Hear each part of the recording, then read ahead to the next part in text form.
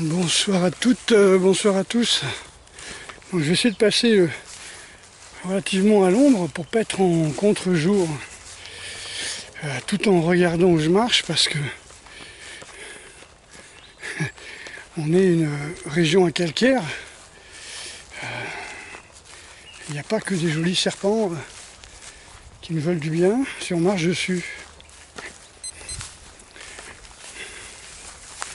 Donc, je vais quand même retrouver quand même le chemin. Alors là, tous les herbes ont tellement poussé qu'on ne retrouve plus les chemins. Donc c'est ça qui m'inquiète un peu. Non pas que j'ai pas envie de me perdre, mais j'ai pas envie de me retrouver en plein milieu d'un champ avec de l'herbe jusqu'aux genoux, parce qu'en short c'est pas évident. Après je passe la nuit avec des coupures à me gratter parce que j'ai des coupures aux jambes. En plus c'était à pleine lune, hein, j'étais réveillé par un moustique. Oh la bouffiole qu'il m'a fait. Ah, ils sont affamés cette année. Ils se réveillent, ils ont faim. Tu vois. Bon, je vais quand même devoir passer par la lumière. Ah ouais, carrément, les herbes. C'est là que on travaille. Là, je vais vous montrer ça. Technique ninja. Ça s'appelle Ohashi. Et en fin de compte, on appelle ça, je sais pas si vous voyez, on couche les herbes avec le pied pour pouvoir marcher. Alors moi je faisais comme ça, dans ce sens. J'ai toujours fait dans ce sens parce que je marchais dans les roseaux, dans les marais, et je couchais les roseaux comme ça. Et certains vous diront qu'il faut la faire dans l'autre sens, vers l'extérieur. Mais là vous ouvrez le chemin, effectivement, vous dégagez pour voir s'il n'y a pas des pièges. Mais si vous êtes dans un marais, il faut bien la faire dans l'autre sens. Voilà, donc j'ai retrouvé le petit le petit sentier de terre battue. C'est toujours la chasse. Oh putain.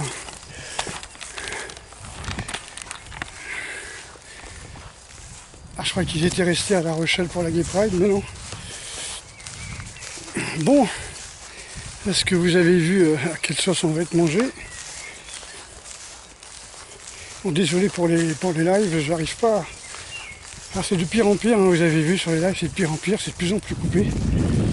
Et je pense que vous avez compris, de toute façon, on a bien décidé il y a quelques temps, on a bien compris que les GAFAM avaient une mission, et c'était de faire fermer, pas les comptes, mais la bouche à tous ceux qui veulent critiquer les campagnes de vaccination, et bien sûr maintenant le pass sanitaire, puisque le pass sanitaire c'est un petit peu le côté de l'obligation vaccinale, mais caché, puisque c'est illégal, hein, par la loi Kouchner, par les droits de l'homme, tu vois. Donc ton corps t'appartient, personne ne peut t'obliger à faire un acte médical sans ton consentement, et on doit t'expliquer ce qu'il y a dans ces vaccins et les risques que tu encours, et aussi savoir s'il n'y a pas une autre méthode moins invasive, moins dangereuse pour remplacer ce vaccin. Évidemment, ils vont pas vous le dire, hein. Chaque fois que je poste un truc sur la chloro et l'ivermecte, hein, que vous connaissez tous, hein, eh bien, hop, mon post disparaît en disant que c'est dangereux, qu'il y a des méthodes qui sont dangereuses, etc. Alors ce qui est marrant, c'est qu'on égrène le nombre de morts à cause des vaccins, mais on vous dit, attention, faut pas dénoncer, pas le droit de parler des risques et tout ça. Bon, voilà, de quoi voulez-vous qu'on parle? Donc tous ceux qui dénoncent et qui mettent en doute à la fois la campagne électorale et bien sûr les campagnes vaccinales et le pass, vont voir leur compte fermé petit à petit. Ça je vous l'avais déjà dit, comme je vous avais dit il y a 2 ans qu'on allait vers une loi martiale, dès qu'ils ont commencé à dire on va vous garder pour 1 semaine, j'étais sur mon balcon et je disais tu vas voir, c'est la loi martiale. Et qu'est-ce que c'est que le pass sanitaire? Comme je vous l'ai expliqué, vous avez accepté le téléphone portable. Hein. Alors les mamans, elles ont encouragé le téléphone portable pour savoir où étaient leurs enfants, hein, pour se rassurer elles, pour ne plus stresser elles, pour savoir où étaient leurs filles, en disant bah, si tu réponds pas quand je t'appelle, et tu me dis pas où tu es, je bloque les jeux, je bloque les SMS, je bloque tout sur ton téléphone. Donc c'était du chantage affectif parce que voilà, quand on est une maman, eh ben, son métier c'est d'avoir peur. Et donc une fois qu'ils ont fait ça, quoi, une fois ils ont distribué le téléphone chez les filles. Hein, les garçons, c'était plus pour les jeux de guerre, les machins comme ça, les rendez-vous. Alors les rendez-vous pour dire quoi, surtout, ça c'est un truc intéressant. On s'est retrouvés dans ce truc-là, quoi, avec téléphone pour tout le monde. Et téléphone avec puce, bien sûr.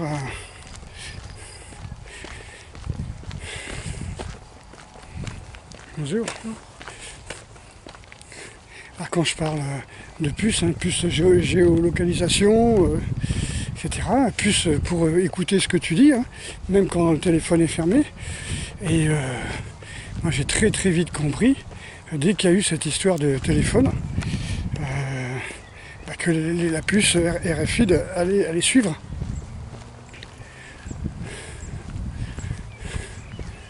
Donc on n'est pas dans un... Comment on appelle ça?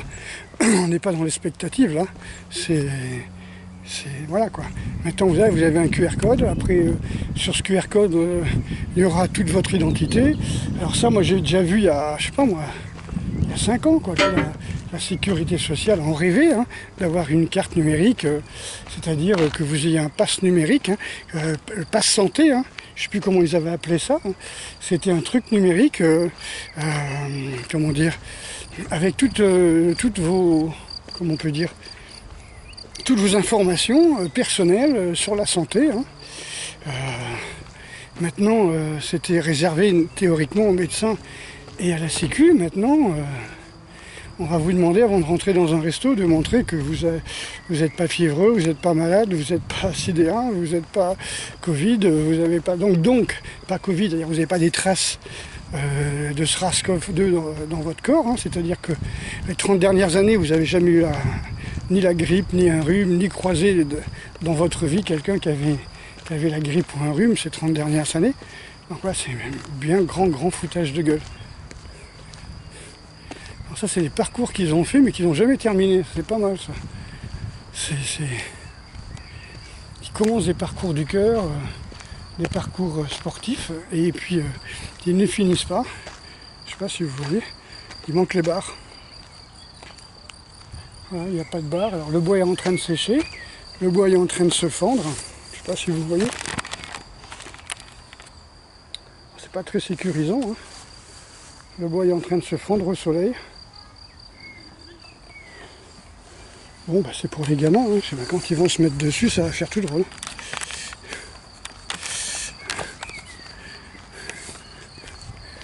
Voilà, donc ça c'est des jeux pour une cinquantaine de gamins. Il y a un gamin dessus. Je ne sais pas si vous voyez. Il y a un gosse sur tout l'espace de jeu. C'est grave quand même. Tant mieux pour lui, hein. Voilà.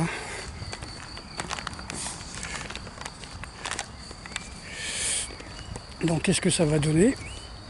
Qu'est-ce que ça va donner ces histoires de passe sanitaire? Alors moi ce que je vois c'est que je lis sur certains journaux, le gouvernement va, donc on est au futur, à partir du 9 juin, donc on est encore dans le futur, va encourager les entreprises, tu vois, à utiliser ce pass, quoi.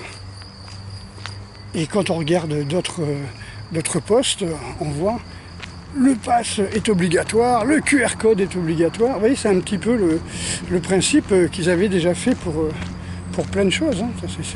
Ils remettent un petit peu l'histoire des vaccinations. Il n'y a que 3 vaccinations en France qui sont obligatoires pour les enfants qu'à partir de, je sais pas moi, de 5 ans par exemple.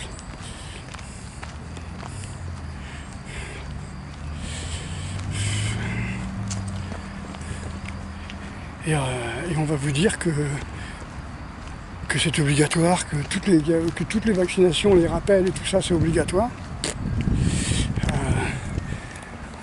Plein de choses comme ça qu'on on met dans la tête des gens. Déjà, on installe, c'est une façon de manipuler les gens, on installe la possibilité que ce pass soit obligatoire. Et s'il n'y a personne qui gueule, s'il n'y a personne qui défile dans les rues, ben de fait, ce pass va devenir obligatoire. Même s'il ne l'est pas vraiment. Je ne sais pas comment mettre la caméra, mais un contre-jour total. Voilà, donc je pense que si on fait rien, si personne ne dit rien, ça va péter. Mais donc d'après ce que j'ai compris, même sur le sondage qu'a fait Touche pas mon poste, quand même, c'est pas des intellos, c'est pas des éveillés qui regardent ça, mais il y avait plus de 85% qui disaient qu'ils ne voulaient pas, par exemple, que les vaccinations soient obligatoires. Mais ils vont vous dire, c'est pas les vaccinations qui sont obligatoires, c'est le pass. Et le pass, ils vont vous dire, où tu te fais un test tous les 3 jours, parce qu'il faudrait que tu aies un test valable, je ne sais plus si c'est dans les 3 jours ou la semaine, hein, ça revient au même, pour rentrer dans le restaurant. Ou bien il faut que tu montres que tu es vacciné, donc les gens, ils vont peut-être pas se faire un test tous les 3 jours, ils vont pas faire 10 tests par mois, 120 tests par an, quoi. Alors c'est pareil, on vous dit d'abord que c'est pour 1000 personnes, c'est pour les rassemblements de 1000 personnes, et après on vous dit, pour entrer dans une salle de sport, il vous faudra un pass. Pas pareil. Moi j'ai l'impression que ça dérange les gens, que le gouvernement, qu'il y ait des gens qui sont en bonne santé, qui marchent, qui font du sport, qui prennent soin de leur santé. Ces gens-là, il faut les piquer, comme on a envoyé, comme j'ai expliqué plusieurs fois, tous les hommes indépendants qui étaient les paysans, qui étaient la paysannerie française, dans les guerres, hein, je crois, il y a eu, je ne sais pas si c'était des Français, mais en tout cas, pendant la guerre 14, on dit qu'il y a eu 3000 morts par jour d'hommes. Attention, c'était les hommes, c'était pas les femmes. Donc, 3000 morts, 3000 hommes par jour. Et c'était des gens qui étaient indépendants, qui étaient issus de la paysannerie à 98% pratiquement, qui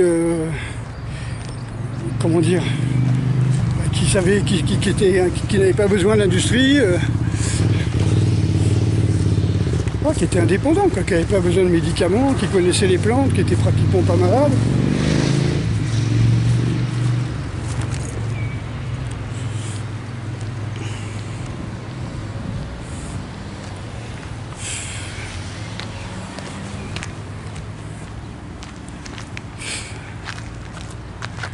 Bon là c'est pas terrible, point de vue lumière. Par point de vue bruit aussi, hein, il va y avoir du bruit. Quelle heure il est ? 6h15. J'ai encore le temps de rentrer pour faire les courses, enfin de faire les courses avant que ça ferme. Voilà, là je suis au pastèque en ce moment. Pastèque, œuf. Voilà, c'est mon régime commence à faire chaud. Je prends très peu de glucides, mais c'est pastèque, œuf, pastèque, œuf. Bon, l'air est sec là, hein, il y a de la poussière, il a fait chaud toute la journée.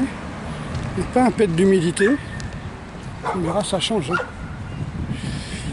Bon, mais les copines et les copains, voilà, il faut vraiment faire quelque chose, il faut vraiment bouger, il faut vraiment se mettre ensemble, il faut vraiment gueuler contre ce pass obligatoire. Après, qu'est-ce qu'ils vont faire? Au départ, ils nous mettent un QR code. Et puis après, ils vont dire, ben voilà, il y a des faux QR codes, donc maintenant on va vous mettre des puces ou on va on va envoyer l'armée chez vous pour vous faire vacciner. Avec leur histoire de vaccination en anneau. Donc c'est possible que c'est un scénario prévu, je pense. Hein. Au départ, ils nous disent qu'il faut 60% de la population qui soit vaccinée ou infectée ou malade. Et après, on vous dit qu'il faut vacciner 90% de la population. Ben oui, s'ils veulent rembourser les labos, d'avoir subventionné et de subventionner encore la République en marche pour les prochaines élections, il faut leur faire de l'argent, quoi. Bon, moi c'est ma façon de penser. On est libre de penser encore dans ce pays. Après, comme on dit, hein, c'est pas parce qu'on pense qu'on nous autorise à le dire, et c'est pas parce qu'on nous autorise à le dire qu'on nous autorise à le diffuser. c'est la liberté à plusieurs étages. Allez, gros bisous, à très bientôt.